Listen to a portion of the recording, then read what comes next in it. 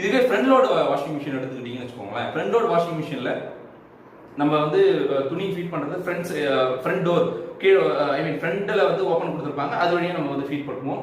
இது உள்ள வந்து பார்த்தீங்கன்னா அஜிடேட்டர்லாம் இருக்காது, டம்பிள் அஜிடேட்டர் இருக்காது. அதுக்கு பதிலாக வந்து டம்பிள் ஆக்ஷன் மூலயமா பிரின்சிபல் மூலயமா இது வந்து ஒர்க் ஆகுது.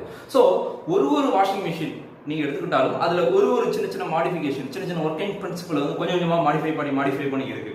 ஸோ அப்படின்ற ஒரு பட்சத்தில் ஒரு டைப் ஆஃப் வாஷிங் மிஷினுக்கும் ஒரு விதமான liquid detergent or powder detergent தேவைப்படுது. ஸோ இதுதான் உண்மை, சரிங்களா?